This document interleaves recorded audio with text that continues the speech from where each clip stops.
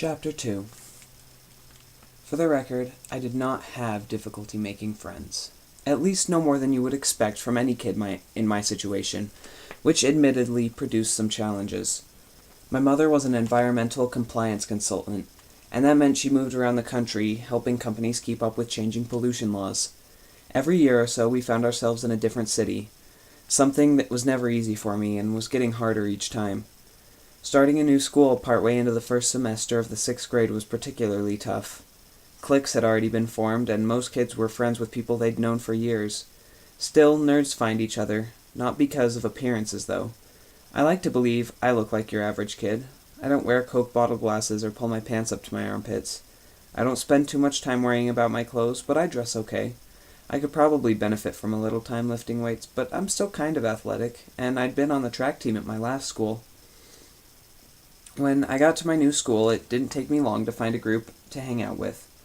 We RPG'd, talked books, movies, and comics. We played video games both in person and in co-op.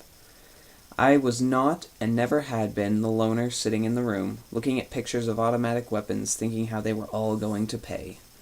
I figured Tanner Hughes and his kind would pay by spending the rest of their lives being themselves. The kids I had problems with were their own worst enemies. They could be counted to take revenge on themselves sooner or later. Even so, I didn't have any epic lifelong friends. Kirk and Spock, Data and LaForge, Han and Chewie, though that relationship always seemed a little one-sided to me. Those were the kind of friendships I envied. I wanted a friend who would call me in the middle of the night and say, "I need you to go to the main bus station in Tucson, Arizona. I can't tell you why."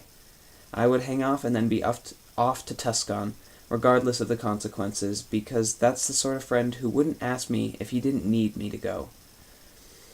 He would know that he could count on me, and I would know that I could count on him. I didn't have any friends who even came close to that level. Still, what I had was okay. My father, Uriah Reynolds, had been a professional dork, which I guess means dorkdom was in my blood. For years he made his living as an editor of fantasy and science fiction novels. I used to love going through his home office, looking at the books he had lying around. Thick volumes with pictures of aliens and spaceships and futuristic cities on the covers. In those days I had a normal life. We lived in a quiet New Jersey suburb, an hour from New York City, and in the way of little kids, I expected my life to be like that forever. My dad went to science fiction and comic conventions all the time, and he'd always come back with great stuff. Star Wars and Star Trek action figures, ship models, toy blasters and phasers. Whatever else he brought me, he would always try and find something related to Martian Manhunter, who was my dad's favorite superhero, and so became mine. Martian Manhunter toys, mugs, keychains, posters, and snow globes. His green skin, protruding brow, and muscular chest crossed with 2 bands of red were as familiar to me as my own reflection.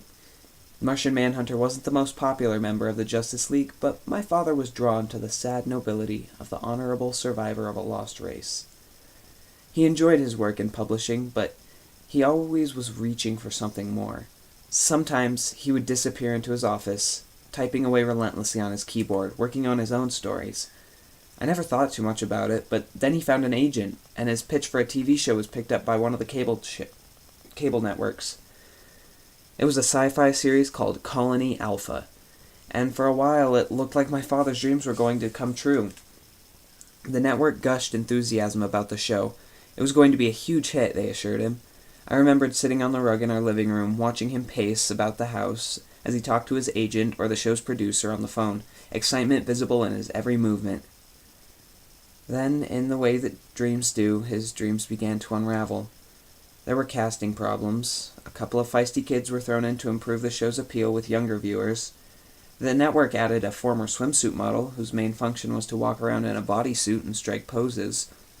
The special effects were mind-bogglingly bad, and the talentless director they brought in to save money made every scene feel like a middle school theater.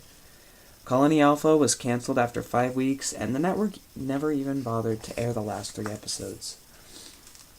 My father was devastated, but he had come too close to give up. Colony Alpha was his dream, and he believed he could bring it to life somewhere. When an Australian TV producer contacted him about relaunching Down Under, my dad jumped at the chance. This, too, turned out to be just another false hope. I still remember hearing the phone ring, seeing my mother at the kitchen table, her back slumped, her shoulders trembling so violently that her shirt rippled. I couldn't see her face, and she made no noise, but I knew she was crying. And I knew I was never going to see my father again. The show's producer had been taking my father to visit some possible shooting locations. It was early in the morning, and there was no traffic on that Sydney highway. The police suspected the producer wanted to show off, to impress my father with what his new Ferrari could do. A tire blew out, and the car rolled 5 times before it fell off the bridge. That was 5 years ago. In the years before he died, my father had to endure the jeers of science fiction fans, his own people, as he put it, over what a piece of garbage he had created. He hated that fans believed that what he saw and what the show was what he had envisioned. I think that's one of the reasons he worked so hard to find a new home for his idea. The ironic thing is that Colony Alpha went on to become the poster child for quality genre shows mutilated by clueless network suites. It's often called the greatest science fiction show that never was. There's fan fiction, lists of dream casts for a reboot. On YouTube you can watch fan films based on scenes from the original script. The dork blog IO9 once ran a post called 10 Ways Colony Alpha Changed Science Fiction. Uriah Reynolds did become the sci-fi hero he'd always dreamed of being, but it only happened after he was dead. Between work, dealing with her terminal illness, and taking time to bail out her delinquent son, my mother didn't have much time to cook. So once she'd rescued me from the principal's office, we stopped to pick up Chinese takeout so we could enjoy a quiet evening of sitting at the table and complaining about my life. The previous year we'd all been in Albuquerque, where even in winter it didn't get dark until pretty late. Now we were in Wilmington, Delaware, and though it wasn't 5 o'clock yet, the sun was already going down. I liked that for some reason. I liked the cold and the quiet, and how our house was well lit and warm against the early December chill. It was nice and comfortable and safe, except in the ways that it wasn't. No matter how fun or lively or good-natured my mother might act, I knew nothing was ever going to be comfortable for her again. "I'm really sorry you had to deal with that stuff today," I told her. She put down her disposable chopsticks and leveled her gaze at me. "You've got to be kidding me, Zeke. Do you honestly think I'd be angry with you?" "I know, but I hate that you have to take the time to put up with the stress and all that." She smiled, and she looked perfectly okay. That was the thing that made no sense to me. She looked so healthy and normal, it was hard to believe that was all going to change. 6 months before, my mother had been diagnosed with ALS, also called Lou Gehrig's disease. It's a degenerative neurological condition that causes gradual but catastrophic muscle failure. At some unknown point in her future, she would begin to lose the ability to control her limbs, and then slowly she'd suffer failure in the muscles that allowed her to do things like breathe and swallow and blink. She was going to become a living corpse, trapped within her own failed body. I didn't want to think about her journey from healthy to disabled to helpless, but sometimes I couldn't think about anything else. "Look," she said, "just promise me you'll stop threatening your principal." We both laughed. "If I made that joke at school, I'd totally get kicked out," I said. Now she was serious. "Don't make that joke at school." "Mom, I'm not a complete idiot." "You're 12, she said. "That means you're a complete idiot at least part of the time." Then came the knock at the door. I got up to answer it, and when I threw the door open, I saw 2 men on the front steps. I hadn't turned on the porch light, and their dark suits made them look almost invisible. They had grave expressions, stiff postures, and earpieces.